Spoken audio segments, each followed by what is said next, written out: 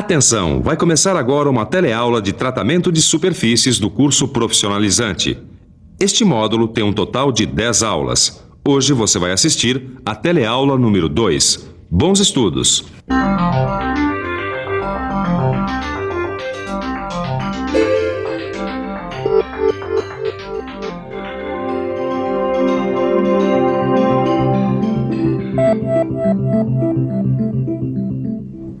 E aí, Ananias? Vejo que minhas peças já chegaram. O que você está esperando para mandá-las para pintura, hein? Estou esperando para te mostrar uma coisa. Você não disse que queria saber tudo sobre tratamento da superfície dos metais? É verdade. Puxa, mas essas peças estão sujas de óleo. Pois é, elas não podem ir assim direto para a pintura, não. Antes elas têm que estar bem limpinhas. É o que a gente chama de pré-tratamento. E não é só óleo, não.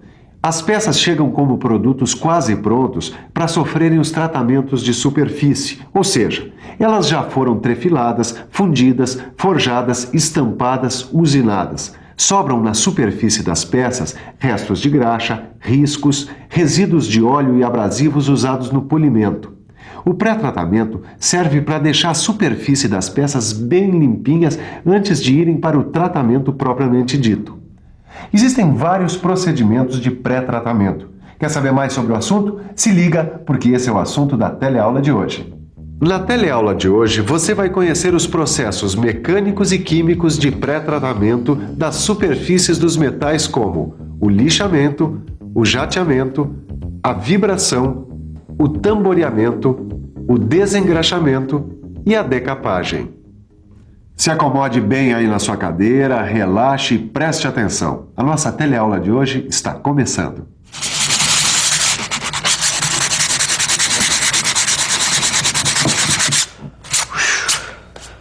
Os procedimentos de pré-tratamento, Caio, tanto podem ser mecânicos como químicos. O lixamento com certeza é mecânico.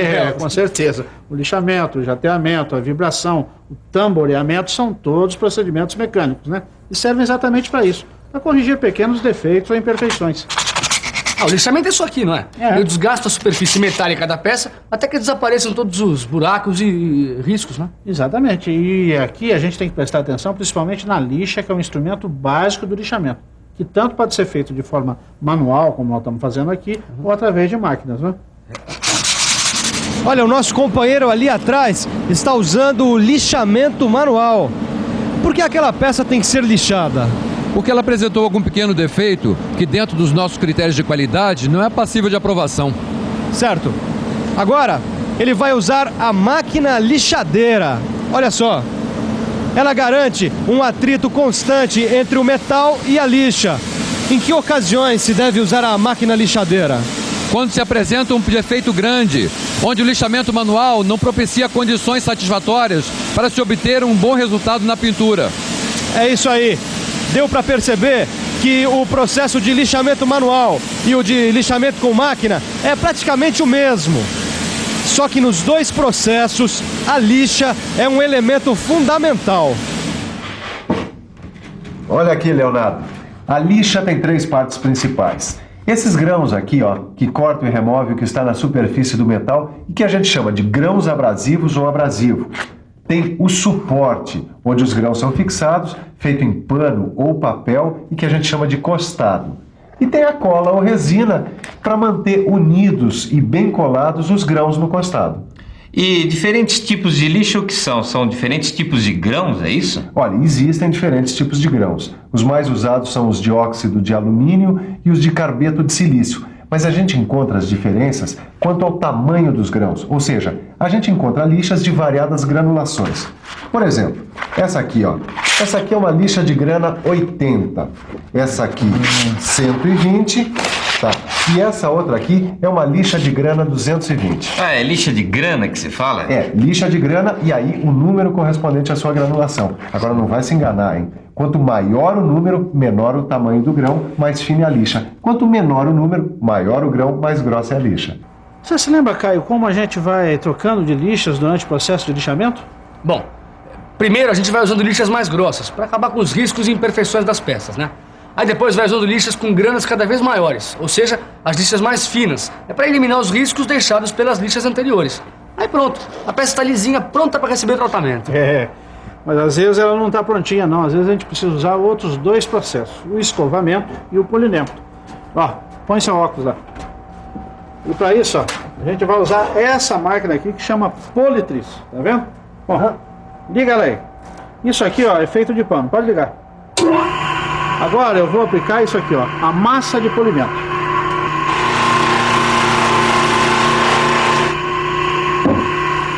Agora tá vendo essa peça aqui como tá fosca?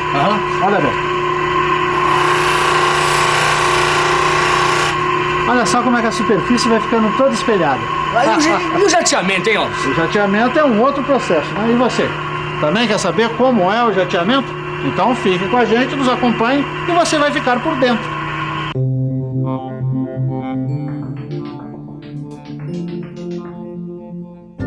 O jateamento é empregado para a limpeza das peças nas quais serão aplicadas tintas. É usado em grandes estruturas metálicas. O abrasivo é projetado por ar comprimido contra a estrutura metálica a ser limpa. A força do impacto entre o abrasivo e a superfície metálica remove capas de ferrugem ou outras substâncias. O metal fica perfeitamente limpo para receber as tintas anticorrosivas. Os abrasivos mais usados são areia, granalha de ferro e carbeto de silício. Em peças como essas aqui, fica muito difícil fazer o lixamento, porque elas são muito pequenas ou porque tem formatos que dificultam bastante, tá vendo? É, tô vendo. Eu sei bem o que é isso. Outro dia eu demorei 1 hora para lixar uma porca e não ficou lá essas coisas, viu? Imagina então num processo industrial, onde você tem que preparar milhares de peças. Nós utilizamos então 2 procedimentos que partem do mesmo princípio, mas que são feitos em máquinas diferentes: a vibração e o tamboreamento. Basicamente o que acontece é uma sequência de choques entre abrasivos e as peças. Vamos ver mais de perto como é isso? Na vibração, as peças são colocadas junto com os abrasivos num recipiente acoplado a um vibrador.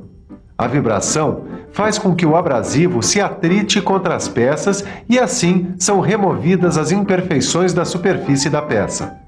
No tamboreamento, as peças são colocadas dentro de um tambor. Através de movimentos rotatórios, o atrito do abrasivo faz a limpeza necessária. Senhora, por favor, dá uma ajuda aqui. Me diz qual dessas 2 panelas está engordurada. Esta, E qual está limpa? esta outra.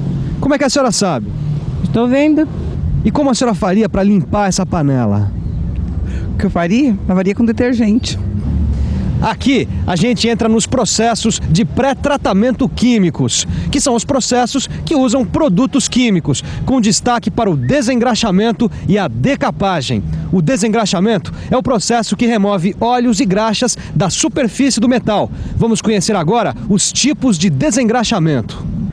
Caio, agora nós vamos conhecer o processo de desengraxamento por solventes. Tá, e dá pra ver esse processo aqui, ó? Dá, mas a gente tem que usar as luvas e os óculos, né?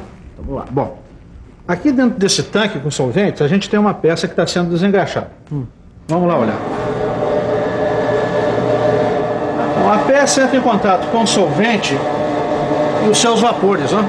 Eles são tão tóxicos assim, né? São. Geralmente a gente usa o tricloroetileno ou percloroetileno. E precisa de um sistema de exaustão muito bom para fazer um tratamento de ar muito eficiente como esse aqui, né? Hoje em dia o ideal é que esse sistema seja substituído aos poucos, né? Existem sistemas mais eficientes do que esse, mais modernos, né? Menos tóxicos. Vamos dar uma olhada agora no desengraxamento por emulsão. Emulsão? Mas o que é isso, Ananias? Bom, para entender melhor tudo isso, é melhor a gente ver antes o que acontece com os óleos quando entram em contato com o detergente. Quando a gente joga detergente num óleo, o óleo se transforma em glóbulos bem finos e pequenos. Isso é o que a gente chama de emulsificação.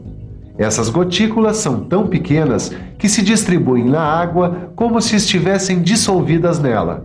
Daí, fica mais fácil remover o óleo da superfície do metal. Nas indústrias, geralmente o desengraxamento se dá em 2 fases que acontecem em 2 tanques.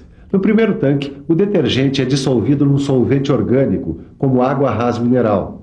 As graxas do metal absorvem o detergente e se quebram naquelas gotículas que nós já falamos e vão para o segundo tanque, que só tem água. Ali, as gotículas são removidas da superfície. Uma lavagem posterior completa a limpeza.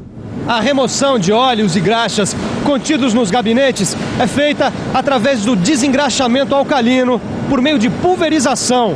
Bom, o meio alcalino favorece o desengraxamento. O Laudemiro, que é supervisor técnico aqui dessa indústria, vai explicar pra gente o que é o desengraxamento alcalino e quais são os produtos usados nesse desengraxamento. Bom, soda cáustica, silicato de sódio, carbonato de sódio, detergentes. Certo, e no desengraxamento alcalino, os produtos são aplicados por imersão das peças ou por spray? Ah, por spray. As peças passam por um estágio no túnel de fosfatização e que contém um tanque de desengraxamento, onde se efetua essa operação por spray.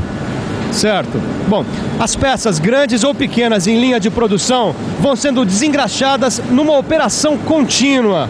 Elas vão sendo levadas por correntes transportadoras e os produtos vão sendo aplicados por spray a uma temperatura ambiente de 70 graus Celsius.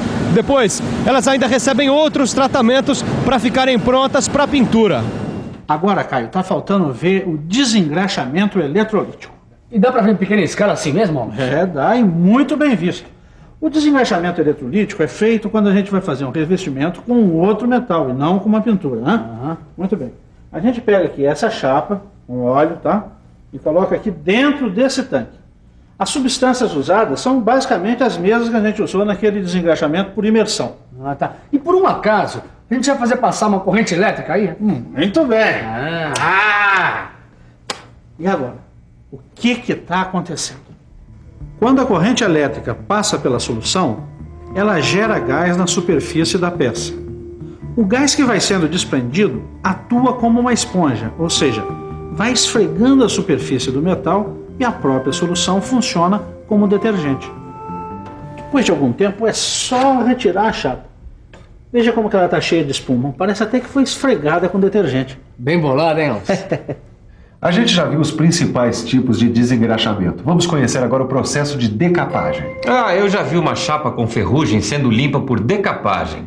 A decapagem é usada basicamente para retirar os óxidos da superfície do metal e deixar essa superfície quimicamente limpa. A gente também usa a decapagem para peças que são difíceis de lixar, como porcas, parafusos e peças pequenas em geral. Basicamente, a gente coloca a peça num tanque com uma substância que retira a capa de óxido da superfície do metal, não é isso?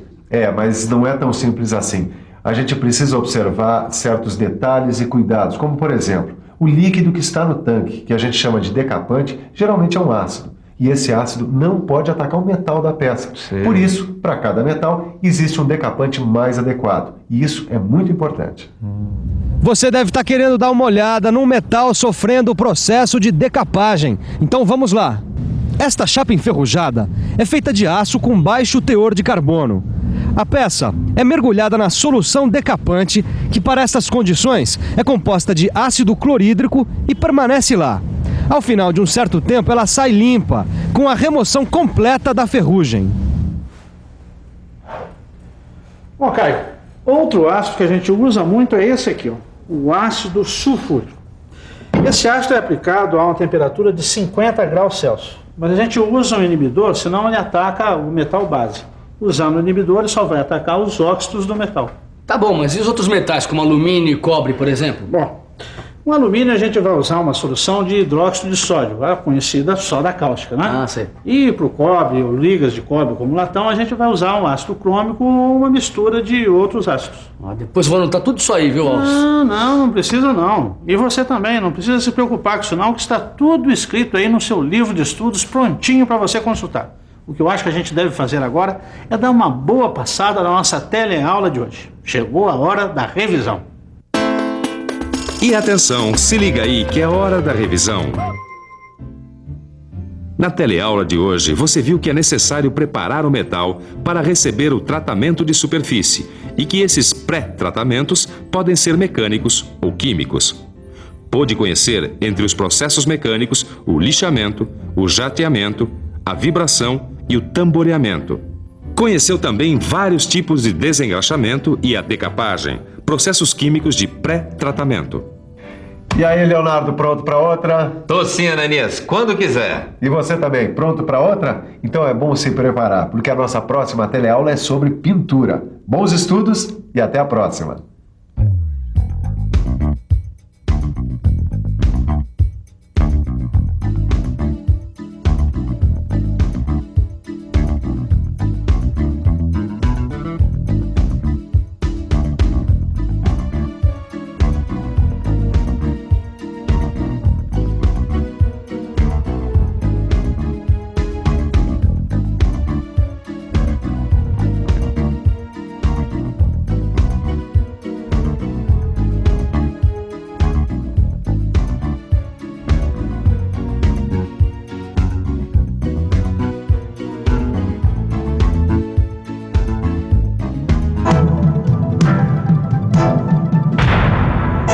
Telecurso 2000, um programa de educação do Sistema Fiesp e da Fundação Roberto Marinho.